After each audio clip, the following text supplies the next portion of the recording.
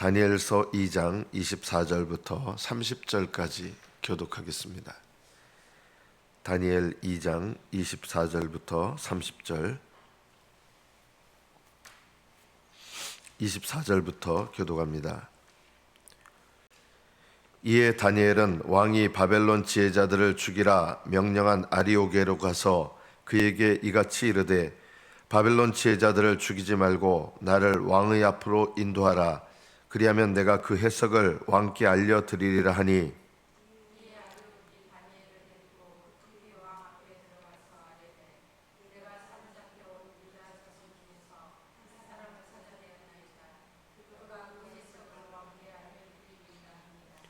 왕이 대답하여 벨드사살이라 이름한 다니엘에게 이르되 내가 꾼 꿈과 그 해석을 네가 능히 내게 알게 하겠느냐 하니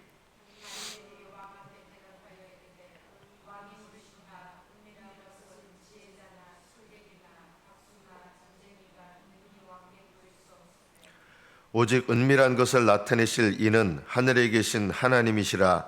그가 느부갓네살 왕에게 후일에 될 일을 알게 하셨나이다. 왕의 꿈 곧 왕이 침상에서 머릿속으로 받은 환상은 이러하니이다.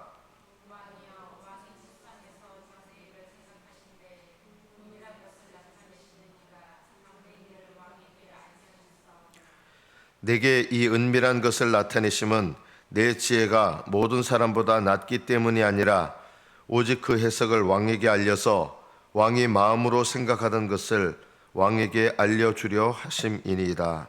여기까지 받들어 읽겠습니다.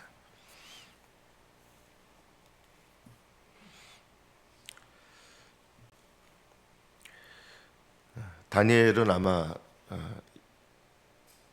바벨론 지혜자들 이들이 다니엘에 대해서 좋은 감정을 갖고 있거나 이런 상태는 전혀 아니었습니다. 그러나 바벨론 지혜자들이 사실은 인간적으로 보면은 왕이 말도 되지 않는 명령을 내린 것이죠.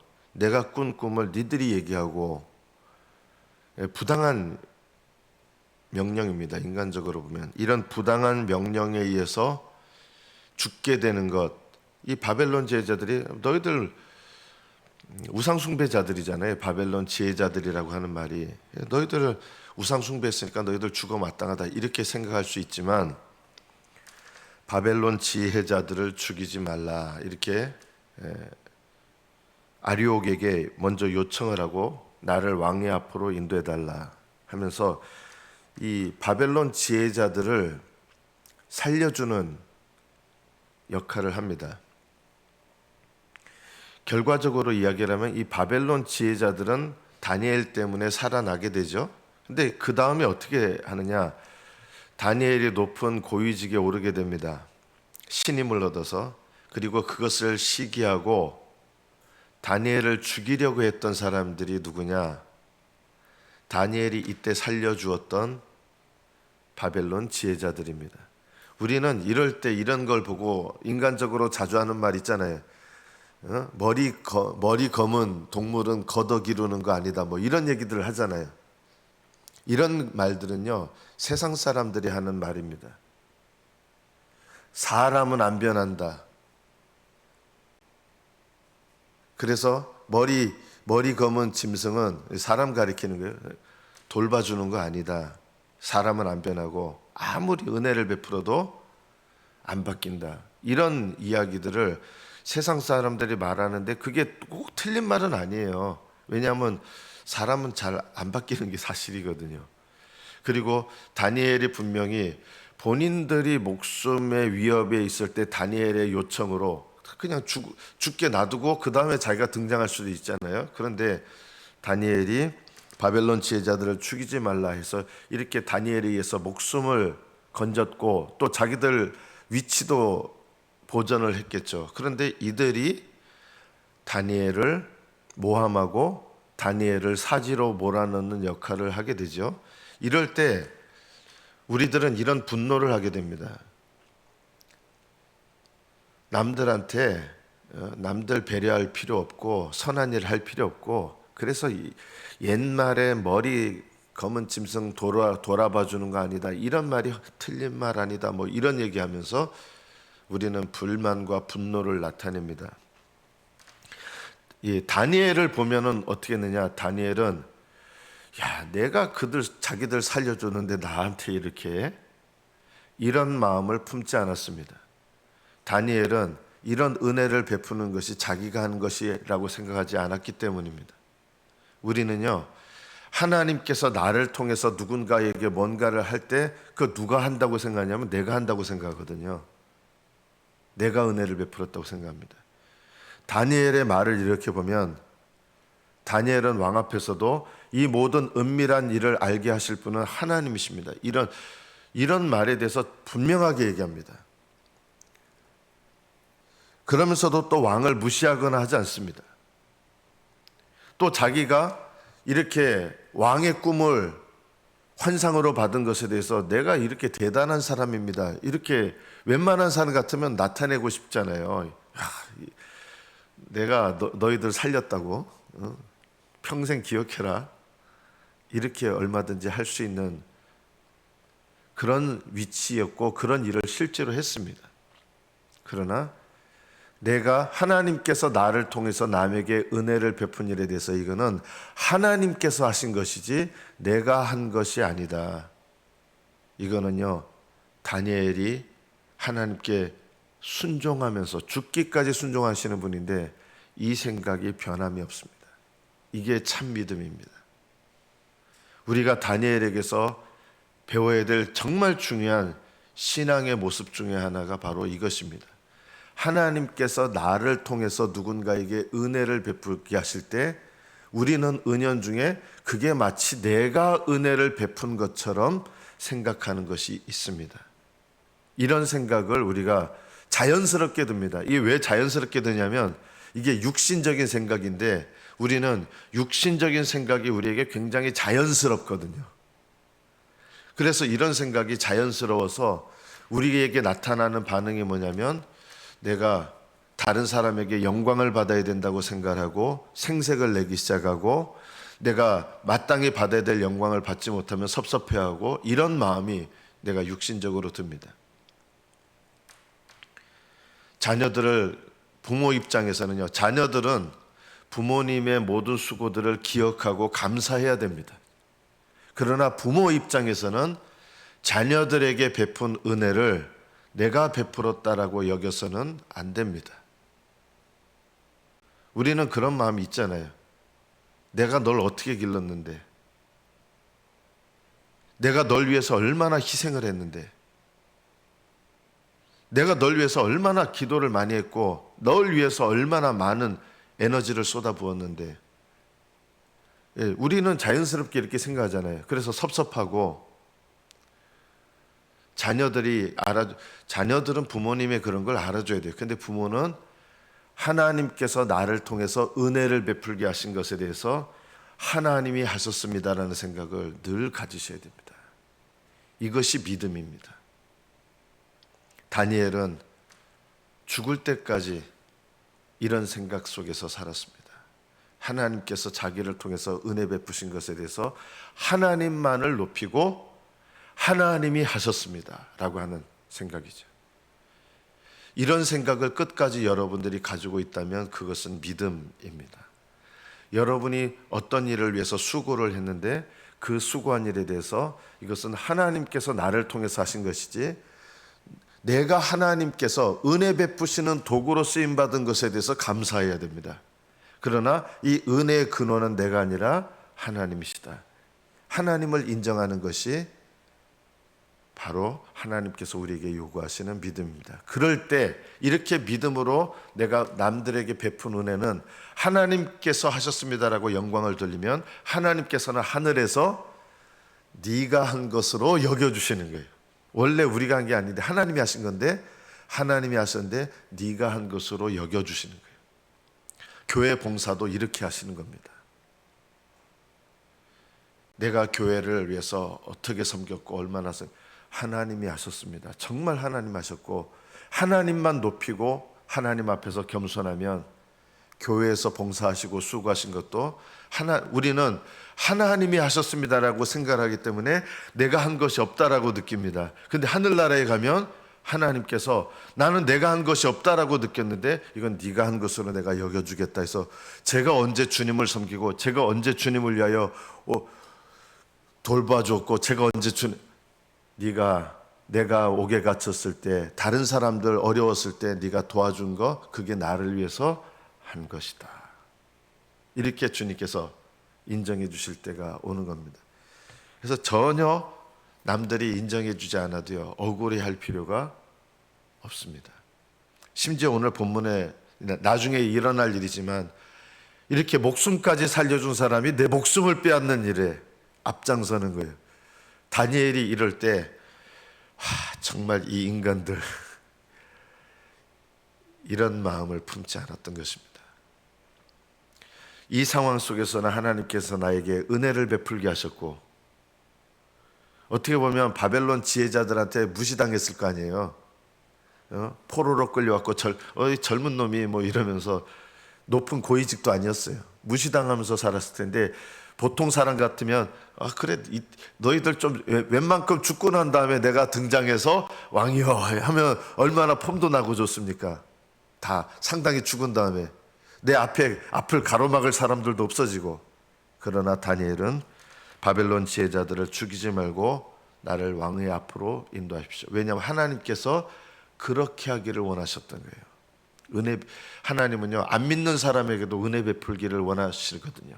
일반 은혜라 그래요. 신학적으로는 믿지 않는 사람도 불쌍히 여기시고 은혜를 베푸시고, 믿지 않는 사람들도 억울한 일을 당하면 하나님은 정의로우신 하나님이시기 때문에 그것에 대해서 돌아보시는 것이 있죠. 우리가 26절부터 보면 느부갓네살 왕에게 후일에 될 일을 알게 하셨습니다. 왕의 꿈, 곧 왕이 침상에서 머릿속으로 받은 환상은 이러합니다. 왕 본인도 잊어먹었어요. 자기가 무슨 꿈을 꿨는지. 그런데 하나님께서 왕에게 이 환상을 넣어주셨다는 거예요. 그게 꿈을 통해서 나타났다는 거예요. 꿈은요 우리의 뇌의 작용이기도 하지만 하나님께서 우리 뇌에 역사하셔서 주시는 꿈도 있어요. 모든 꿈을 다 무시해서는 안 됩니다. 개꿈은 없습니다. 개꿈이라고 하는 것은 우리 영적 상태가 허망하기 때문에 개꿈을 꾸는 겁니다. 음란한 마음을 가진 사람은 음란한 꿈을 꾸는 거고요. 돈 욕심을 가진 사람은 돈에 관한 꿈을 꾸는 거예요. 꿈에서 여러분 뱀들이 막 우글우글하다 그런 꿈을 꾸셨다 그러면 내 마음의 상태에 내 마음에 각종 죄가 우글우글하다 이렇게 느끼셔야 될 때도 있습니다. 꿈에서 구약 성경에서 부정하다고 하는 동물들이 막 나오는 거, 특히 제일 부정한 동물의 대명사가 돼지 아닙니까? 꿈에서 돼지가 나에게 돌진해 와서 내가 그 돼지를 안아요. 안 믿는 사람들은 이거 복받을 꿈이다 해가지고 복권부터 삽니다. 그러면요 그게 돼지가 내게 들어와서 그 돼지를 안는 꿈은 믿음으로 해석하면 어떤 해석이에요? 내가 세상적인 탐욕의 영에 사로잡혀서 내가 자발적으로 세상의 탐욕의 영을 받아들이는 거예요. 그 좋은 거 아니에요. 용꿈을 꾸면 좋아합니다. 안 믿는 사람은요. 믿는 사람들에게 최악의 꿈이 뭔지 아십니까? 용꿈입니다. 꿈에 용이 나타나가지고 나를 호위하고 막 나를 칭칭 감아요. 이거는 내가 심각한 영적 상태에 있는 거예요. 이런 것들은 하나님이 주신 게 아니고요. 내 영적 상태가 나에게 나타나는 거예요. 그래서 내 꿈도 돌아보고 살펴봐야 될 필요가 있습니다. 여기 오늘 본문에 느부갓네살에게 주신 것은 하나님께서 주신 예언적인 내용의 꿈입니다. 불신자도 이런 꿈을 꿀 수 있어요. 꿈에 대해서 너무 오버하시지 마십시오. 하나님이 주시는 꿈을 자주 꾼다고 해서 내가 신령해지지 않습니다. 오히려 말씀을 통해서 분별하고 깨닫는 것이 가장 신령한 것입니다. 말씀을 못 깨달으면 꿈을 통해서 주시는 때가 많은 거예요. 말씀을 못 깨달으니까. 말씀을 통해서 얼마든지 깨달으면 꿈을 주실 이유가 없어요. 그렇다고 해서 꿈을 통해서 주시면 무식한 거냐? 또 그것도 아니에요. 하나님은 다양하게 우리에게 계시하시는 방법이 있는데 우리가 제일 우선적으로 여겨야 될 하나님의 계시의 통로가 뭐냐? 말씀이어야 됩니다. 그래서 여러분, 어떤 분들 기도 좀 표현이 그렇지만 용하게 기도하시는 분 찾아가 가지고 막 무슨 계시를 받으려고 그러고, 이런 습관 자체가 이미 굉장히 위험합니다. 왜냐하면 제일 하나님께서 나에게 주시는 제일 중요한 계시의 통로가 뭐냐면 내가 하나님 말씀을 묵상하고 깨달으면서 이 말씀을 통해서 주시는 은혜를 받으려고 해야지, 이것을 무시하고 용한 기도자에게 찾아가가지고 뭐 기도를 받으려고 그러고, 이거는 이미 순서가 잘못된 거예요. 이런 분들은요, 잘못된 신앙생활을 할 가능성이 높습니다. 이단한테 끌려가기도 쉽고 조심하셔야 됩니다. 그러나 꿈을 통해서 주신다고 해서 그런 미련하고 무식한 거냐? 전혀. 하나님께서 우리에게 은사로 주시는 것은 아무리 작은 것도 멸시하거나 무시해서는 안 됩니다. 저는 개인적으로 방언 은사 중에서 제일 기본적이고 제일 낮은 은사가 방언 은사입니다. 그러나 낮은 은사라고 해서 멸시할 만한 은사는 아닙니다. 하나님께서 주신 어떤 은사도 멸시할 만한 은사가 없습니다. 제일 낮다는 게 뭐냐면 우리 모든 사람에게 가장 기본적으로 필요하다는 뜻입니다. 공기가 흔하죠. 빛이 흔하죠. 물이 흔하죠. 제일 중요한 것은 흔합니다. 그런 거는 있어도 되고 없어도 되는 게 아니에요. 빛, 공기, 물, 태양빛. 가장 중요한 것은 모든 사람에게 다 공통적입니다. 느부갓네살 왕이 하나님의 계시를 받는데 세계 역사에 관한 계시예요. 근데 이 계시의 내용을 보면 결국은 메세 바다, 이 바벨론 왕인데 그 다음 나라가 세워지고 이런 내용이 계속 이어지는 거거든요. 결국은 뭘 경고받아야 돼요? 지금 네가 마치 스스로 세상을 얻은 것처럼 떵떵거리면서 교만한데, 느부갓네살 왕을 세운 분도 하나님이시고 패하시는 분도 하나님이시다. 지금은 바벨론이 굉장히 강성해 보이지만 조금 있으면 메데바사에게 멸망하고 하나님 나라를 패하기도 하고 세우시는 분도 하나님이시다. 그래서 이 바벨론 왕에게, 느부갓네살에게 뭘 말씀하시는 거예요? 하나님 앞에 겸손하게 낮아지라고 이방의 왕에게 꿈을 통해서도 말씀하시는 거예요. 그래서 이 꿈의 결론이 뭡니까? 느부갓네살 왕은요, 하나님을 두려워할 줄 알고 하나님 앞에 겸손히 낮아졌어야 되는 거예요. 이게 꿈의 결론이에요. 꿈의 해석이에요. 여러분이 말씀이든 꿈이든 올바른 대부분의 해석들은 뭔지 아십니까? 하나님께서 나에게 깨닫게 하셔서 나로 하여금 회개케 하시는 일들이 대부분입니다.